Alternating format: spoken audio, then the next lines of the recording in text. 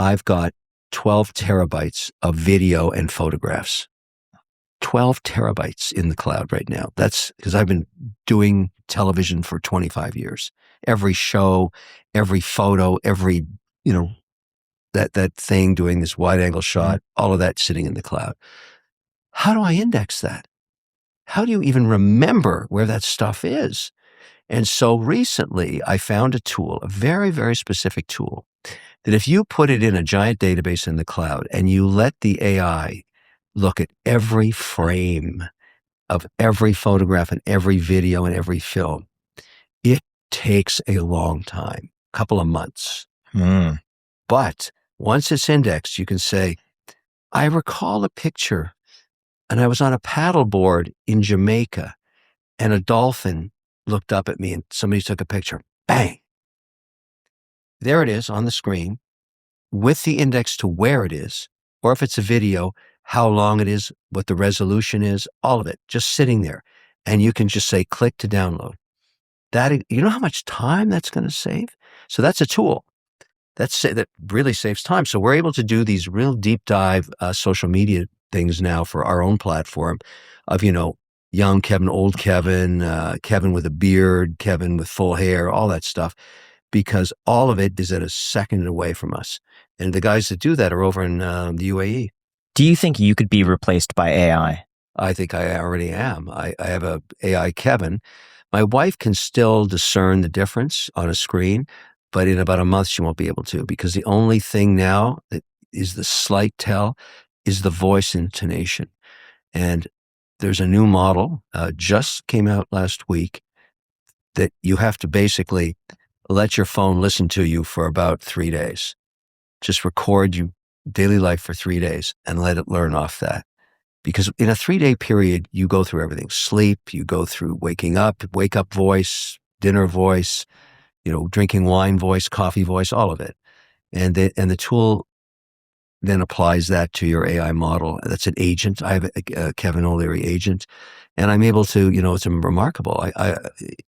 That agent's incredible, and we're starting to use it.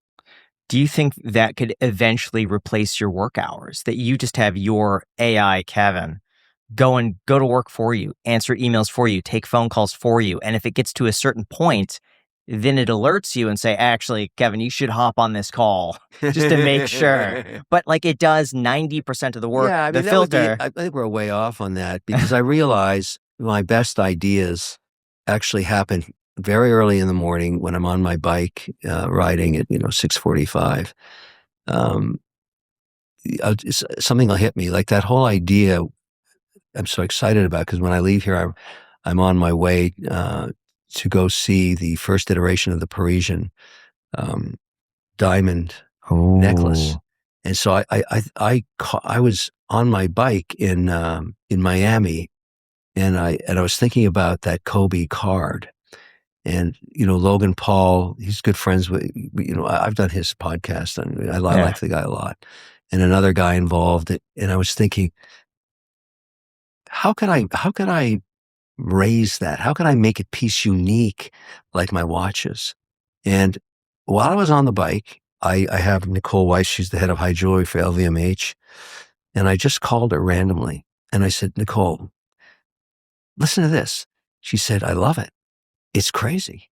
How would we know how thick the card is? How would we know all that stuff? So we went to work on it, and we just got in a group chat, and we designed this thing based on how that card looks and which diamond should be where.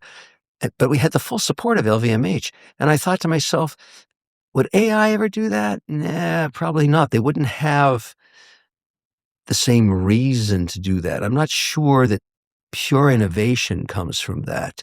I think implementation, execution comes from AI, but I think the human being is so random in its thinking process that you're still going to need it. That's my iteration of it anyways, because I use a lot of AI tools now. And I'll give you an example.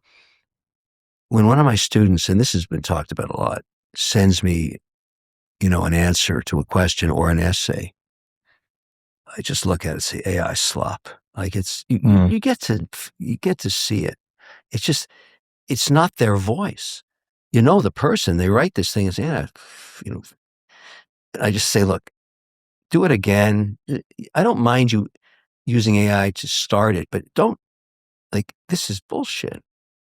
And I'm not even using an AI, discovery tool, because you have tools to discover AI in text too. So I'm not. We're very. I think we're in the first inning, and maybe it gets better and better. But I don't think it's going to be creative enough, because people are trying to do this now. Let me give you an example. Write me a song with a country-esque kind of middle eight, and it writes it. Sounds like shit. I can tell right away that it's an AI song. Write me a song that sounds like Steely Dan, younger Steely Dan, second album kind of thing. Sounds like shit.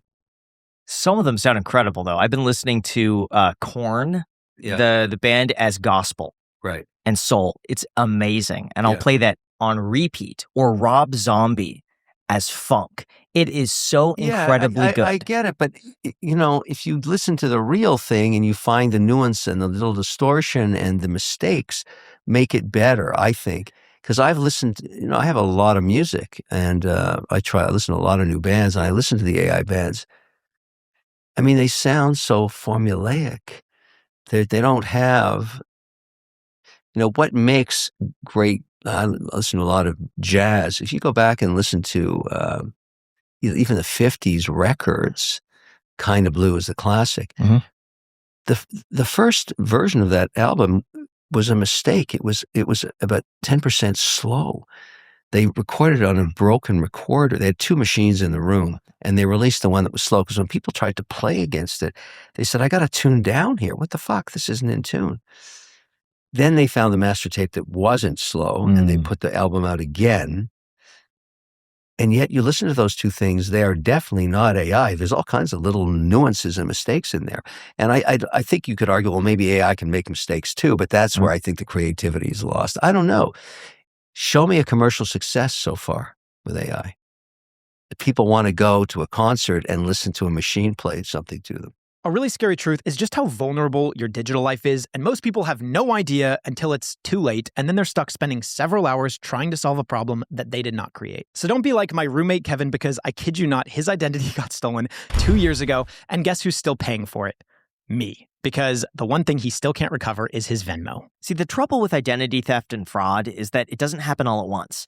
And by the time you notice, usually the damage is done. And that's exactly where our sponsor 𝗪𝗓𝗡 comes in. It catches problems early by keeping an eye on your identity, credit, financial accounts, and online activity altogether. And the best part is that setting it up only takes a few minutes, and then from there, it works quietly in the background all day, every day. 𝗪𝗓𝗡 monitors your credit activity, data breaches, and the dark web using AI-powered detection tools that are able to spot suspicious activity in real time. If it finds something unusual, you get an alert that tells you exactly what happened and the next steps to take. You can lock your credit, secure all of your accounts, and fight fraud with just one click. If identity theft does occur, 𝗪𝗓𝗡 connects you with US-based specialists to restore your identity and handle the damage with up to $2 million in identity theft insurance. So head on over to 𝗪𝗓𝗡.com/iced to get 50% off of your first month and see for yourself if your information's actually secure. Seriously, guys, the peace of mind is worth it. Protect your credit, identity, and online data today. Again, that is 50% off your first month at 𝗪𝗓𝗡.com/iced.